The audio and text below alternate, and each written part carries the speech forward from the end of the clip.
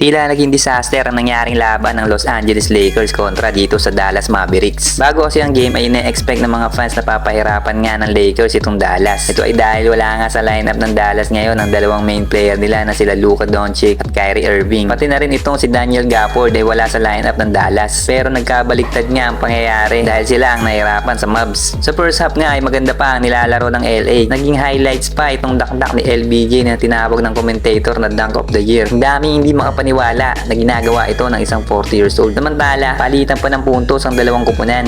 Kaya naman natapos ang first half na dikit ang laban, 55-50. Pagpasok ng third quarter, dito na tila nag-collapse ang depensa at opensa ng Lakers. Nilamon kasi sila sa opensa ng Mavs at nagtala ng 34 points sa third quarter, habang 26 points lang para sa LA. Dito rin sa quarter na ito nagkasunod-sunod ang scoring ng Dallas. Kaya naman lamang sila ng double digit sa pagtatapos ng third quarter, 89-76. Sa pagpasok ng fourth quarter ay tuloy-tuloy ang magandang opensa ng Dallas at hindi na nga nila hinayaan na makalapit pa itong Lakers. Kaya naman kahit gumana pa ang 3-point shooting ni Dalton Knecht ay binaliwalayan ng Mavs. Sa last 3 minutes ng laro ay napako na sa 97 ang score ng LA. Kaya naman sa huli ay panalo ang Mavs sa score na 118-97. Isang nakakayang pagkatalo ito para sa Lakers na inaasahan na magdudubi na dapat sa laban dahil wala ang dalawang superstar ng Mavs. Si Grimes ang nanguna sa scoring ng Mavs na nagtala ng 23 points, 9 rebounds at 6 assists. Siya rin ang nagpahirap sa LA pagdating sa outside shooting na may 6 out of 11 sa 3-point line. Si PJ Washington naman ay may 23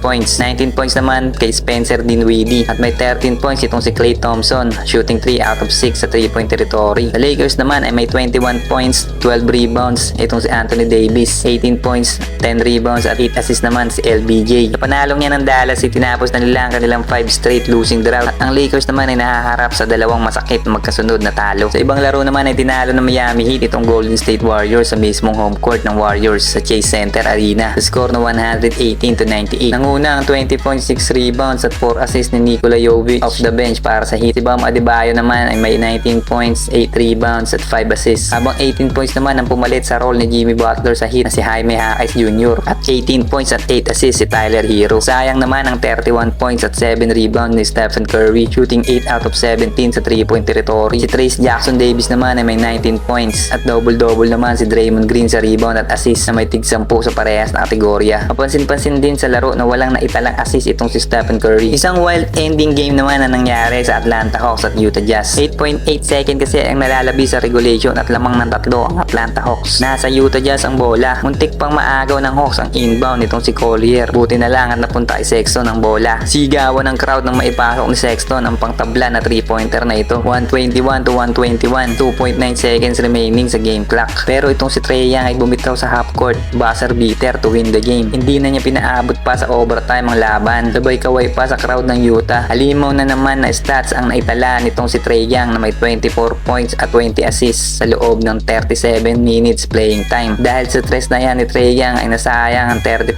points ni Lauri Markkanen, 24 points ni Colin Sexton at 21 points at 10 rebound ni Walker Kessler.